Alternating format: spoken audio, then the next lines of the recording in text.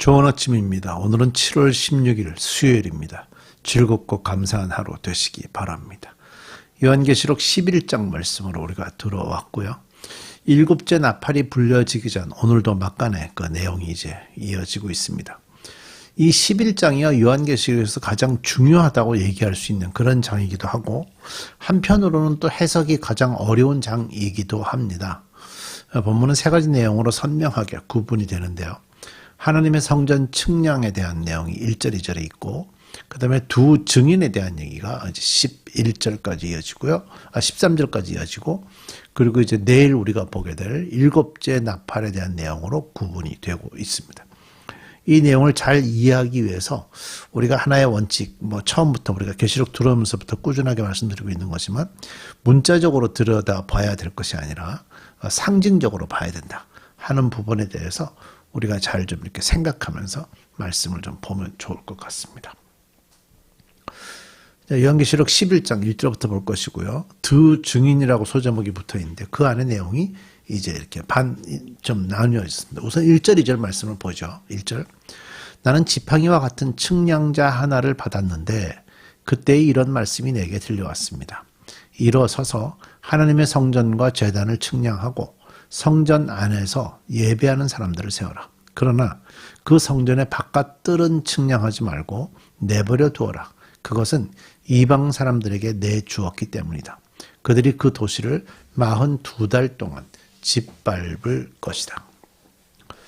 그 요한이 일종의 그 자를 하나 받은 것 같아요. 지팡이와 같은 측량자 하나를 받았다니까 자를 하나 받아가지고 하나님의 성전과 그 제단을 측량하고 성전 안에서 예배하는 사람들을 세워라 라고 이제 명령을 받은 거죠.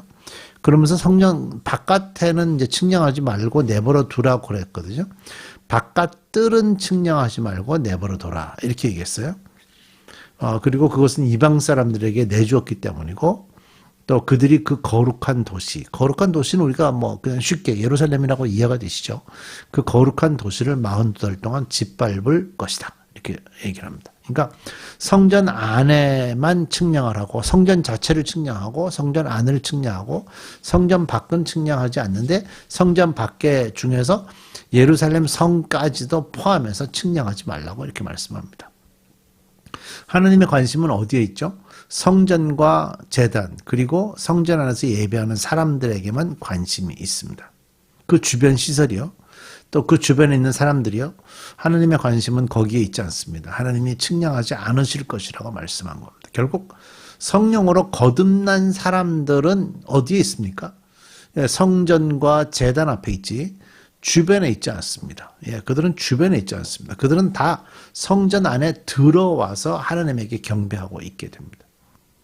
그러니까 거듭난 그리스도인들은요, 항상 안에 있지 주변에 있지 않습니다. 제가 늘 설교하면서도 늘 이렇게 강조하는 것 중에 하나가 이 보드라인, 경계선에 가 있지 말라라고 얘기하는데, 사실 교인들의 상당수가 본인들은 그리스도인이라고 그러지만 저는 사실 제가 보기에는 교인 같은 사람들, 그런 사람들의 상당수가 경계선에 가 있는 경우들이 많이 있어요. 그래서 그들이 이렇게 예배를 통해서 그리스도인으로서 말씀을 배우면서 경계선에 있지 말고 안으로 들어와야 돼요. 어제 말씀에서도 그 작은 두루마리를 먹으라 그러잖아요. 먹는다는 건 입에는 아주 단데 그것이 뱃속에 들어가면 쓰다 그랬던 말씀을 좀 기억하셔야 돼요. 다시 한번 묵상을 하시는 게 필요해요. 근데 그 쓰기 때문에 사람들이 그걸 먹으려고 생각하지 않아요. 그걸 갖고 있고 머릿속에 담아두려고 하죠. 그것 가지고는 안 됩니다. 그래서 하나님은 말씀하셨어요. 먹으라고 말씀하죠. 먹으라고. 그러니까 여기서도 먹은 사람들, 작은 두루마리를 먹은 사람들, 그 복음을 먹은 사람들은 측량의 대상이 되고요. 성전 안에 들어와 있는 사람들입니다. 자, 계속해서 3절. 나는 내 두 증인에게 예언하는 능력을 줄 것이다. 여기서 이제 두 증인 때문에 두 증인이 누구냐 하는 것에 때문에 이제 좀 이렇게 어려움들이 있는데요. 모세와 엘리야다, 율법과 선지자들이다, 다양한 해석이 있지만 그래도 보편적으로 가장 좋은 해석이라고 보여지는 것은 목회자들과 선교사들을 통해서 복음을 증거하는 교회다. 집단적인 교회다. 이 교회. 2000년 동안 이어져 온 내려온 이 교회. 이 교회를 설명한다라고 보통을 보고 있고요. 여기서 왜 그러면 그냥 나는 내 증인에게 예언하는 능력을 이렇게 되는데 왜 두 증인이라고 그러냐. 성경은 철저하게 두 사람의 증인이 있을 때 그것이 인정을 받는다고 구약에서 가르치고 있죠. 그런 의미에서 두 증인으로 설명하고 있다. 이렇게 보시면 좋을 것 같아요. 그래서 내 두 증인은 교회다. 오늘날의 교회라고 인식하면서 말씀 보시면 좋을 것 같고요.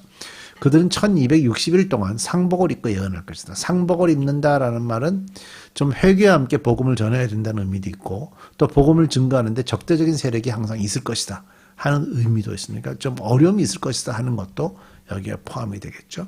4절 그들은 이 세상을 다스리시는 주님 앞에 서 있는 올리브나무 두 그루요 촛대 두 개입니다. 그들을 해하려고 하는 사람이 있으면 그들의 입에서 불이 나와서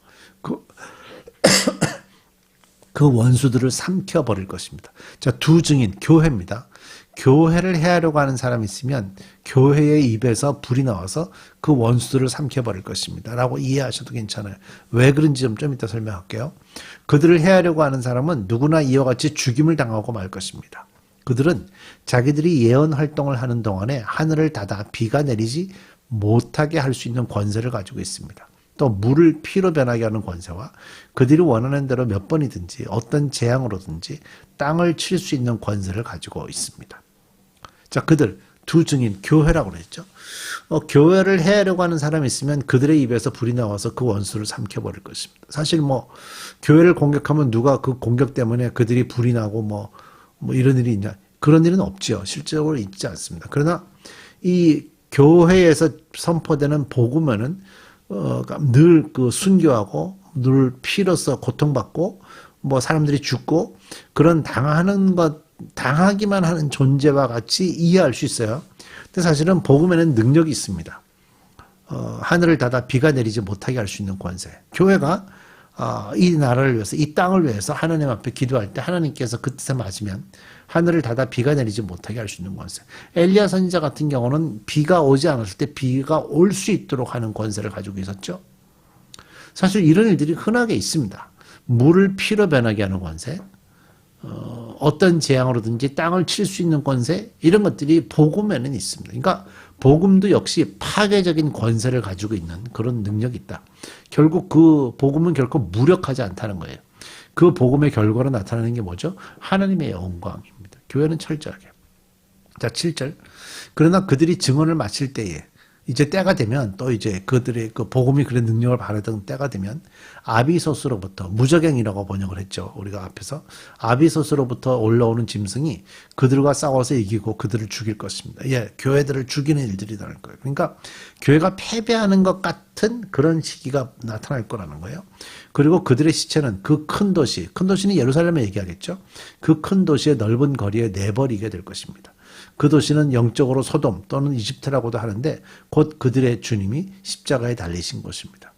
그러니까 큰 도시로 표현된 예루살렘은 성도들을 핍박하고 부도덕한 곳이기 때문에 사실 영적으로 소돔과 고모라와 같은 도시로 변했습니다. 그래서 예루살렘 성은 교회를 죽였죠.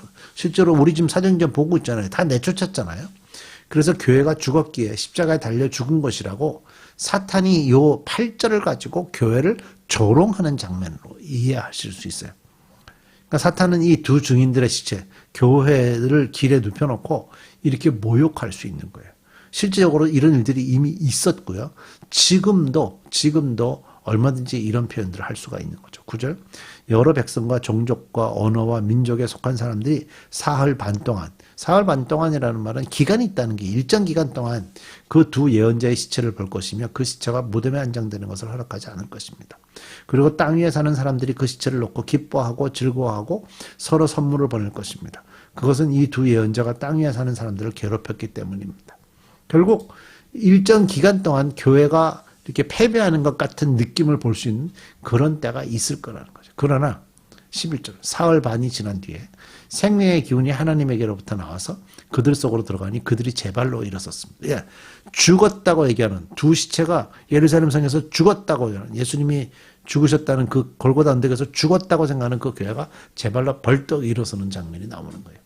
그것을 목격한 사람들은 큰 두려움에 사로잡혔습니다. 당연하겠죠. 죽었던 교회가 일어서는 거니까. 그 두 예언자가 이리로 올라오너라 하는 큰 소리가 하늘로부터 자기들에게 들려오는 것을 듣고 구름을 타고 하늘로 올라가니 그들의 원수들이 그것을 지켜보았습니다. 원수들은 못 올라가죠. 하나님의 교회만이 올라가는 겁니다. 그 시각에 큰 지진이 일어나서 그 도시의 10분의 1이 무너졌는데 그 지진으로 사람이 7천 명이나 죽었습니다. 그리고 살아남은 사람은 두려움에 쌓여서 하늘에 계신 하나님께 영광을 돌렸습니다. 복음을 부끄러워하지 마십시오. 복음의 능력을 과소평가하지 마십시오. 부흥이 오지 않을 것이라고 미리 예단하지 마십시오. 생명의 기운이 올 때 제 발로 스스로 일어서는 걸 보게 되실 겁니다. 복음을 항상 여러분의 중심에 두시고 그래야 여러분들이 이 놀라운 일들을 경험해 가실 수 있습니다. 우리 기도하겠습니다. 우리는 복음을 먹은 사람입니다. 먹은 사람으로서 기대를 가지고 오늘날의 교회가 어떻게 서는지 소망하며 기대하며 함께 노력해가는 저희들 되게 해 주옵소서. 예수님의 이름으로 기도드립니다.